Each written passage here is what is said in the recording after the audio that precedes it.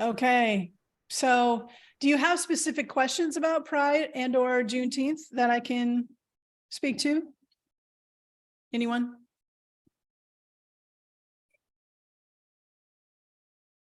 You can just open your mic or raise your little digital hand or your real hand.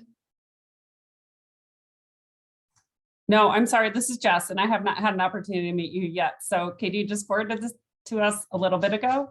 I am the communications chair for our Pride BRG. And so we are definitely working on, events, articles, communication. So I think I was kind of just in here listening to see if there was maybe ideas, best practices, things like that. So right off the bat, no questions. Okay, so just in general, the work that I do is to help communicators recognize what performative communications are and understand what the steps are and the skills needed and the decisions that need to be made to make them more transformative. That's a very high level. So when it comes to cultural moments, oh, somebody else is coming in with my name. Oh, this is funny. So there's many Katies and there's many Kim Clarks sometimes. So one of the basic things that I talk about when it comes to cultural moments like Pride, like Juneteenth, like this month, Asian American, Pacific Islander, Native Hawaiian Heritage Month, for example, is based in these 3 C's. And so the first C is the celebration. Yes, visibility, acknowledgement, celebration. Absolutely, that is all very necessary. Give the mic to people who are part of the community, have them tell their stories, but don't let those stories be told in vain. Make sure there's a call to action, there's a required or requested behavior change, and everything that we do has to be tied to our DEI strategy. What is the communications, the language, because language leads to behavior.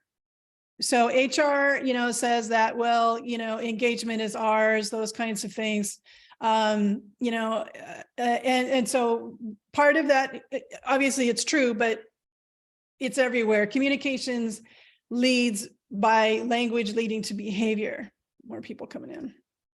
So that's to say, for the example that I was talking about with the employee stories, but don't have them told in vain, where it's just like, this is what my life is like, or this is what I persevered, because when we do that, we're putting the burden of the work on the wrong people, because they're kind of the victims of inequities, inequalities, exclusion, the opposite of inclusion,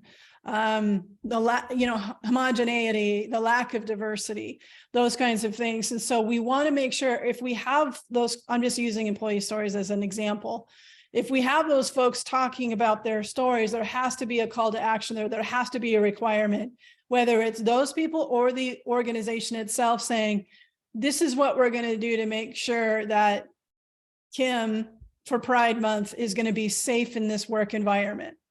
So that leads into the second C, which is crisis.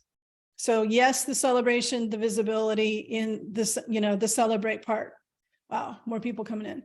The second C is crisis. Why do we even have an AAPI Heritage Month? Why do we even have Pride? Why do we have Juneteenth? I can't remember her name, Grandma Pearl, I can't remember her name. But she worked her entire adult life to make Juneteenth an actual federal holiday. That's how much it meant to her, right? So like the efforts of creating Pride, the history of Pride, and all of these cultural moments, there's a reason for them, because there's a need for them. There's something that's trying to be communicated by population saying, please listen to us, right? And things have to change. They cannot continue to the way they are.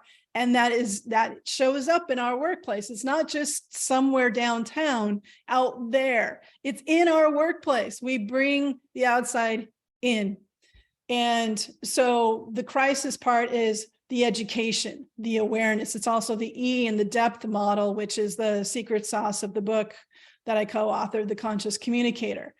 So the education, the historical and social context, truly understanding, and then taking, using these external factors like these cultural moments to truly educate folks, Carrie's coming in, and help them understand what is going on with this society? With this marginalized community? Why are they marginalized? Who is marginalizing them? How do we not marginalize them anymore? So that's the crisis part. You can't do Pride Month here's what not to do. Simple example, Pride Month. I'm a gay woman, so I'm very I'm very personally and professionally invested in how Pride Month is communicated and shared. If you change your logo to a rainbow, that's the celebrate part. But the crisis part has to come into acknowledging that there's over 500 anti-LGBTQ plus bills going on across the United States. I don't know what's happening, Gwendolyn, in Canada, but that's what's going on in the US. You can't just show up for the party. You will be performative. You are missing the whole point of why we need Pride and what is trying to be communicated through Pride. How are you going to make it more safe for me as a gay woman in your workplace? What do you need to do? Not me. I'm trying to live my life. I have a partner. I want to show the pictures on my desk. I just want to do my job. I don't want to be called names. I don't want to be called aggressive because I, have more of a manly voice or a deeper voice. And I don't want to be asked who the man is in my relationship, like the microaggressions. I'm here to do a job, build community, and kick some ass. So what is the organization going to do to show up for me to make that safe space, right? And then the third C is the consistency, which is also the H in the depth model out of the book, which is habit. So creating a consistency. So going with Pride Month again, I'm not just gay in June, right? It's May and I'm still gay. So Tanya here, Black History Month was way back in February. It seems that she still identifies as Black or African-American. So in May, so there you go.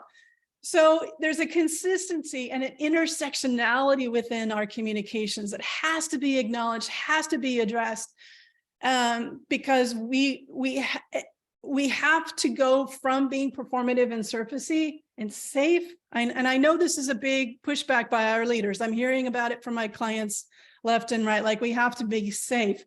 I'm happy to talk about that with you on a one-on-one basis. There's more to be said than just in our time together here. But that's kind of in a nutshell how to approach these cultural moments. Now, there's a lot more nuance in there. There's inclusive communications around gender neutrality, using pronouns. Those are all opportunities that you can bring up, not just in June during Pride Month, but you can certainly introduce it there, role model it. But there's a very serious crisis going on with all of these communities that have Pride or Heritage Months or awareness days. There's a very serious risk of their just like right to exist, and our companies cannot ignore it. What are we doing to protect them in the workplace, outside of the workplace? And what are we doing about it? It has to be action-oriented, not activities. Not activities. I'll say this until I'm blue in the face. Whenever I read ESG reports or diversity statements, they're very vague, they're not specific. And typically those reports list like, here's all the things we've done, right? Here's all the things we've done, and it's activities, like it's freaking camp. Okay, we're not a camp. Okay, we need action. And that's one of the beauties and our superpowers as communicators, is that visibility drives accountability.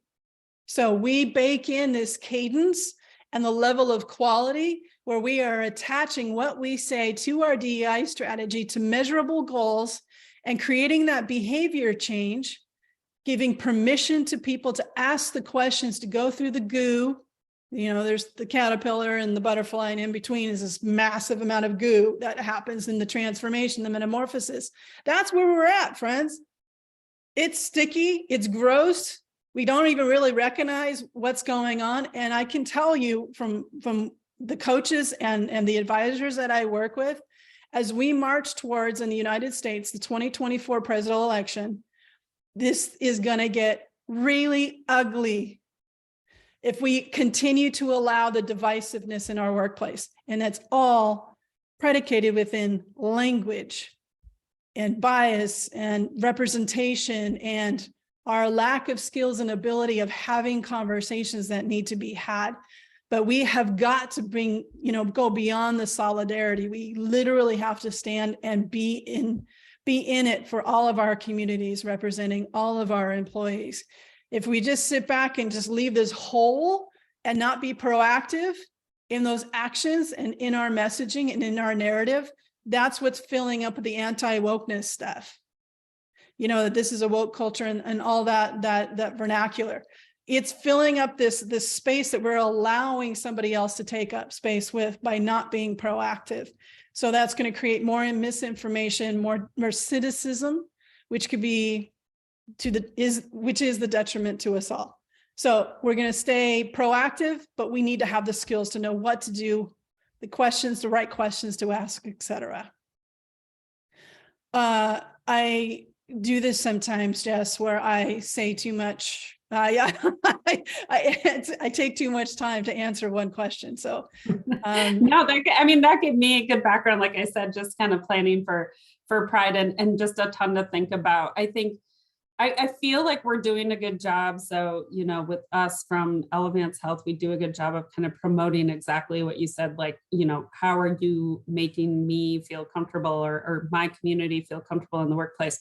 What I struggle with is a lot of the things you were talking about that's going around in the country and in the world as, I don't know, and Katie, maybe you can chime in, but as we're being told to kind of steer away from that from an HR perspective. So I think there's so many of us that get very passionate about it and feel like it's a great time and a great opportunity to promote that. But in the corporate workplace, we keep sort of getting shushed when it comes to anything political, I guess. And I think that's fair, I guess, so it's sort of crossing that line. So I guess that's something that I've been struggling with a little bit, but no, I mean, all very helpful. And I think at least I feel like our committee is going down the right path, but that's where we struggle, is sort of that political gray line.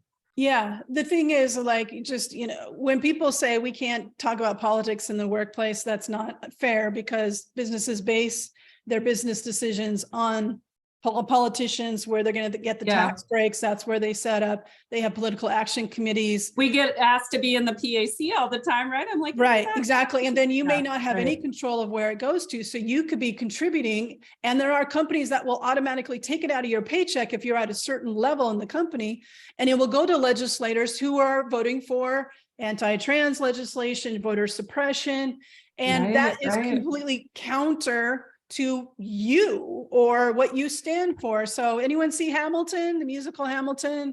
There's a line in there, that Hamilton says, if you stand for nothing, Burr, what will you fall for? So the whole point of this is we have to be less checkbox reactive, back that into a very intentional, proactive strategy to proactively and introspectively position our companies, not to save all the things, because Elevance Health, like, so, okay, that you have a particular lane that only you can own and nobody else does it like you. So that's where you come from with your Pride comms, your Juneteenth comms, but you have to have that introspective conversation that it has a cross-functional buy-in where leaders are like, yeah, we can do that. So it doesn't feel like politics. So that's when we get in trouble, where we leave things vague, and then it comes back with a vague answer like, oh, we can't talk about politics here, or HR is saying that we can't go there. HR's goal is to protect the company. They haven't gotten the memo yet that it's actually protecting the employees that protects the company. Why are we okay with all this money sitting over in legal and in employee relations to handle discrimination and lawsuits and all this kind of, why are we okay with just budgeting for that? When just even a percentage of that going forward can prevent all of that, because most people want to be in a great work environment. They don't want to say the wrong thing. They don't want to do the right thing. We've gotten okay, like we're okay with layoffs, for example, and where have a lot of people been hit? In the DEI spaces, right? So I can go on and on and on. So what I'm saying here is that don't let HR give you a decision out of their own fear or lack of education. Let the conversation begin where they think it's ending. So by going back and asking more questions. Okay, so you're afraid of too much. We've talked about this a couple months ago in this session in this environment. You know, I've been told that we don't want to do too much too soon. Okay, so what most of us will do, what I would have done before really learning about incorporating DEI into my work, is I would be like, I would just put the tail between my legs and I'd walk away and sulk. I'd be pissed, right? I'd be sad, whatever. I would let that be a decision rather than I would let that be the end of the conversation rather than the beginning. Now I won't let that happen. Now it's like, I'm going to stay curious. So what is too much? What does that look like to you?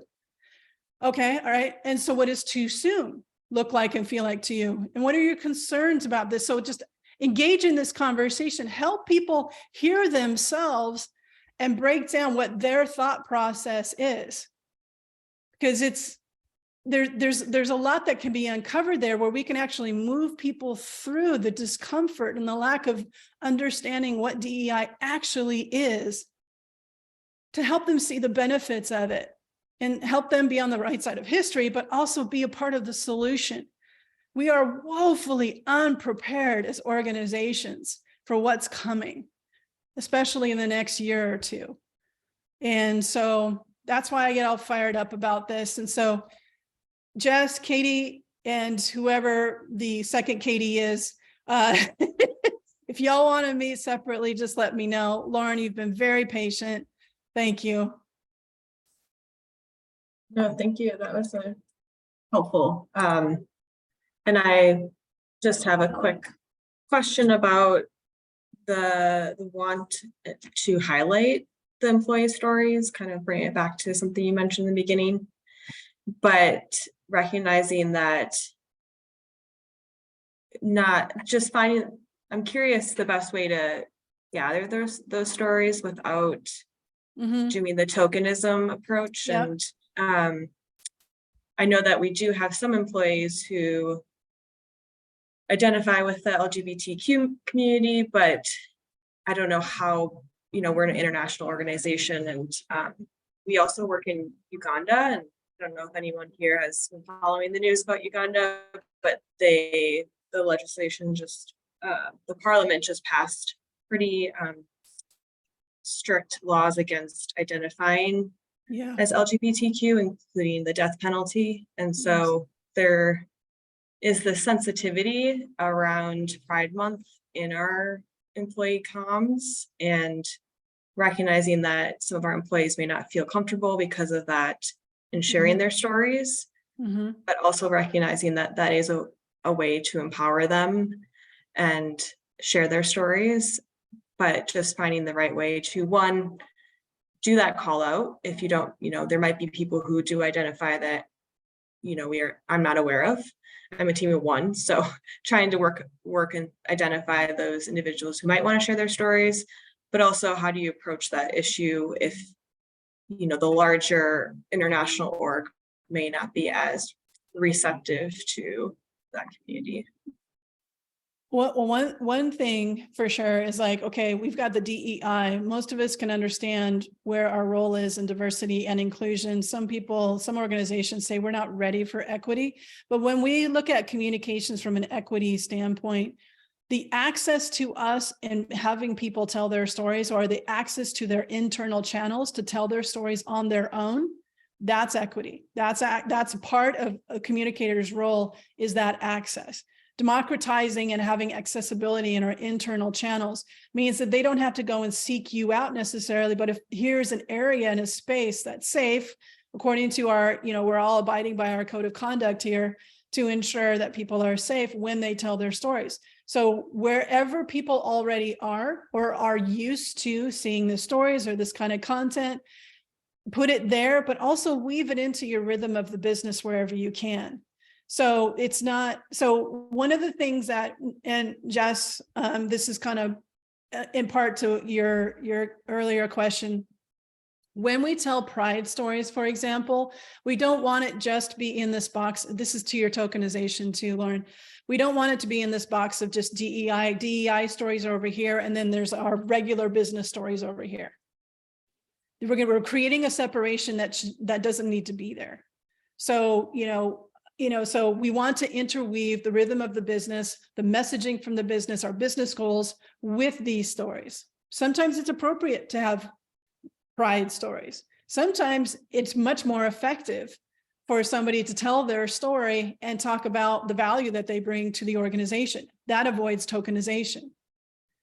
And as far as your international, nuance and experience, lean into it to the point where it may not be Ugandans that are telling their stories, because literally they're putting their life on the line there, and in other regions as well, Middle East, etc. But it's somebody who's either been there, has colleagues there, is an ally in a way that they are saying, I need to tell you what's going on in Uganda and what we are experiencing here in the United States. But here at our company, whatever enter your organization name here is that we are openly affirming, and we are working really hard to make sure that our Ugandan colleagues are safe. We know they can't be out. So your call to action could be just the education and awareness, but you're protecting your people at the same time. But you talk about where you stand and what you stand for and what you're doing to make sure that those colleagues are safe. Hopefully that's helpful. Thank you. Yeah, super helpful. Thanks. Gwendolyn. Lauren, I missed what industry you're in, but I will preface this by saying that I am not religious, but I work in Catholic healthcare. And so for Pride Month, obviously, this also brings up a similar type of thing. And we, wanted to do a story about residents in care and things like that, and especially in like continuing care, some of the older residents, and trying to figure out like, how do we approach this? Because not all of them are out. There is still obviously the stigma within the religious community. How do they handle that if they are not openly out even within their homes? And so we took the approach of, like, one of the social workers is on our Pride committee, and he has had residents come out to him, but he's like, I obviously don't want to out my patients, and then you get into the whole like privacy and information thing in healthcare. And so one of the things that we kind of suggested and came up with was telling it from, like, I don't want to call it necessarily like a third person, but almost like an intermediary. So, he, as the social worker, he can talk about ways that he provides gender affirming care, the way that he works with, some of the queer residents and things like that, so that, he's taking some of those experiences, but instead of outing them, kind of almost like flipping the narrative of it. So they're still having their stories told in a sense, and those relationships respected, but it also talks about how it works in that scenario too. So it's a bit of a balance. Oh, I see what you put, international development, water science. Okay, yeah. So it keeps the residents and people anonymous, but still talks about how they experience their queerness and being gay in the community and things like that as well. So yeah, I mean, in the healthcare industry, there's a couple of you on here talking about, the treatment of someone who is transgender in a medical environment is very different than me as a cisgender person. Dead naming, et cetera, et cetera. So you can talk about, without saying this is Dana's experience and here she is to talk about her experience. If you don't have a Dana, or it's more powerful to not have a Dana, but more of talk about like a transgender woman, if one of our patients was, et cetera, right? So really painting this picture, you're about water and sanitation and hygiene. And so that's about health, that's about life, that's about vitality. There's a theme there as it goes with protecting, our basic human rights to exist. So it's that, to continue to tell that story, but, having champions that are saying, this is what's going on, Uganda, like lean into that. Don't shy away from it, lean in on it. but then have that call to action. What can people do? You know, you may be working with HR with Ugandans who want to have asylum. You know, there might, talk about actions. Yeah, that's not camp. That's saving someone's life if they want to actually get out of the country, right? Canada will welcome them as well. All right, Gwendolyn. We take everyone. The Sudan is definitely needing a lot of support now. All right, we've got a couple more minutes. Anything else? Specific, I can go through the questions there. Okay, Jackie, I think Gwendolyn just answered your question.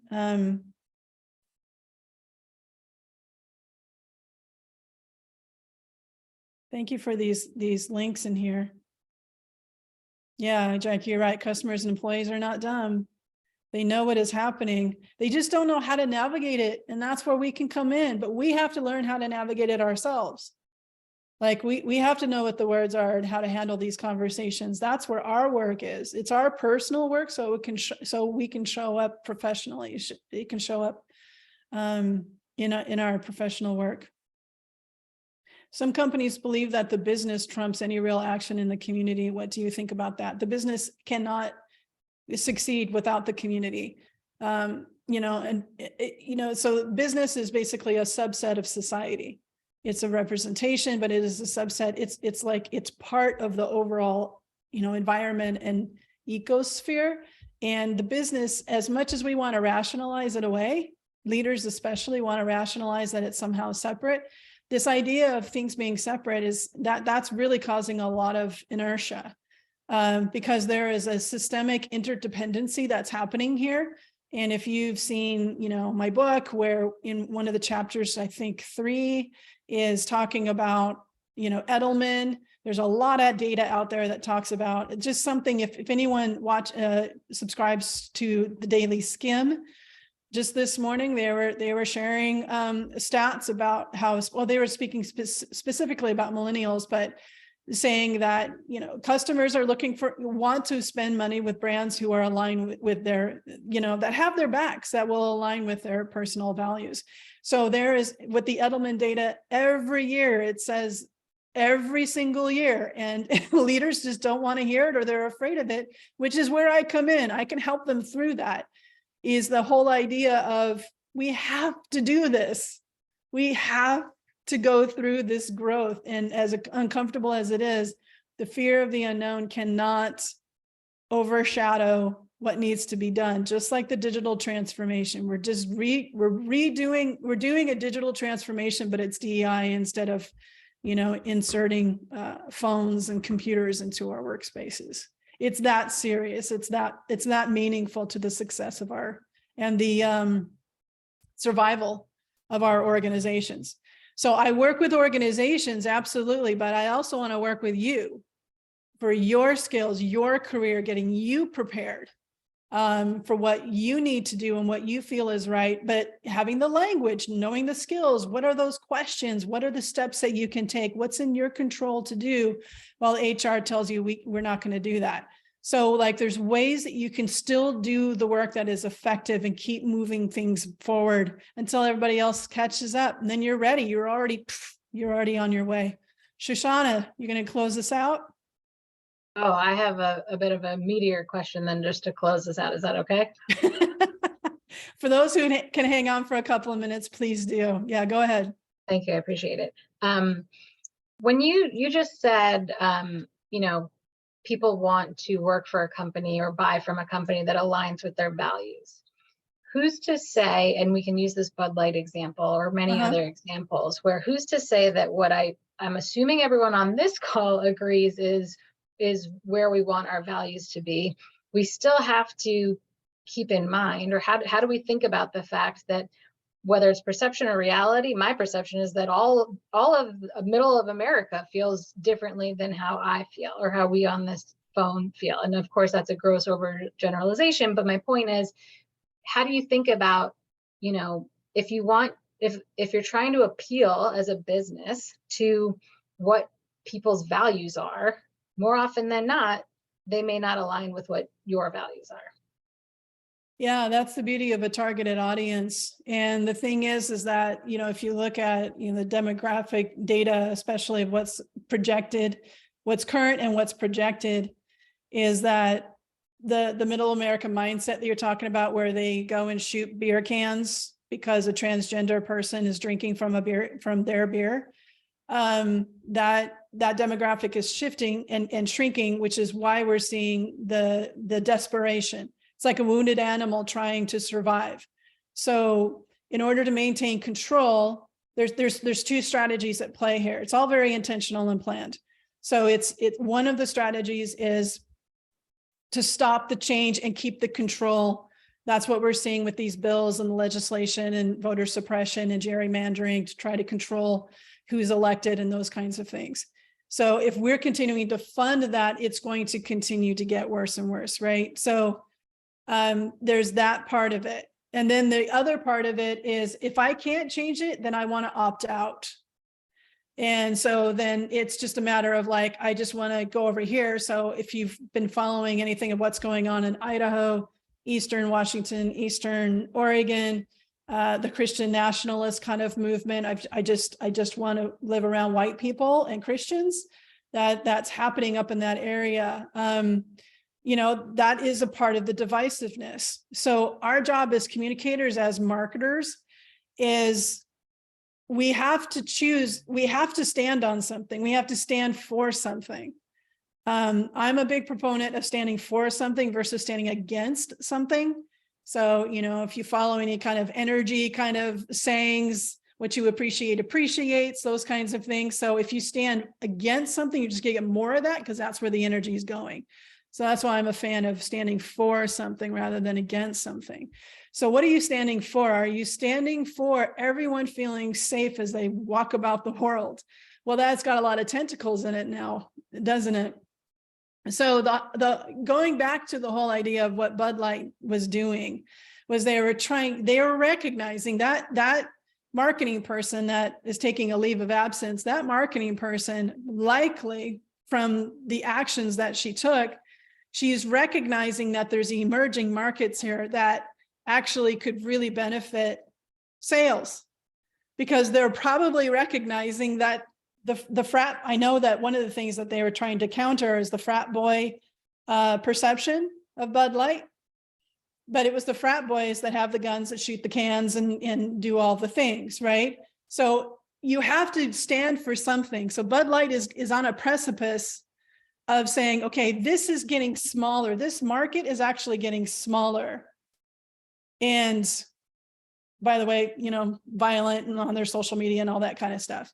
This is actually the folks here that stand by Dylan, the transgender influencer, and associated segments of other marginalized communities is growing, is getting bigger, and they are making more money. They are having more influence. It doesn't look like it right now, but it will, the tipping point will happen. And that's what this group is really, really afraid of, because they don't want to have what happened to these folks to happen to them.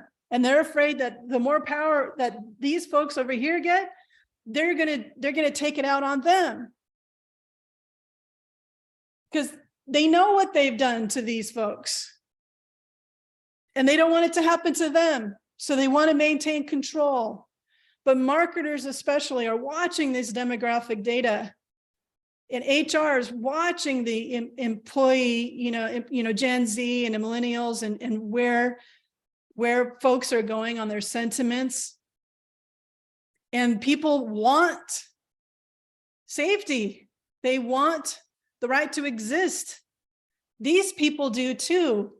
But the difference between this group and this group is fighting for their right to be who they are, but this group is trying to take away their right to be who they are. Does that make sense? That's the differential on the philosophy and the ideology. Take away, keep for ourselves. We want everybody in on this.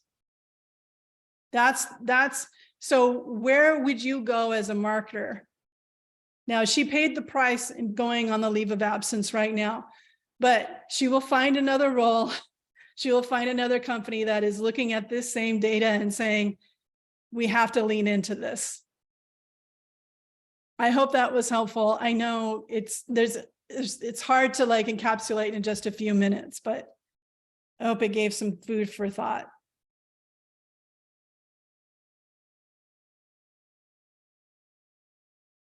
Okay, Shoshana. Okay, thank you. Well, thank you for a very meaty ask me for this month. Wow. Whew. I think I need to go run around a little bit here. You know, I have my 3 beverages. Does anybody else do this? Where you have like, so I've got tea, smoothie, and water. Anybody else do that? Like 3 drinks at, oh, Tanya is double fisted. Excellent. Well done. All right. So, yep. Okay. Thank you, Carla. I'm so glad I'm not alone on this. I get teased about it all the time. Friends, thank you for being here. If you'd like to continue the conversation to go a little deeper, especially Shoshana with that question, feel free to set up a one-on-one with me. It's in the email that you got as a reminder. And you can always reply to it as well and say, hey, I need that calendar link, and we can meet up and talk.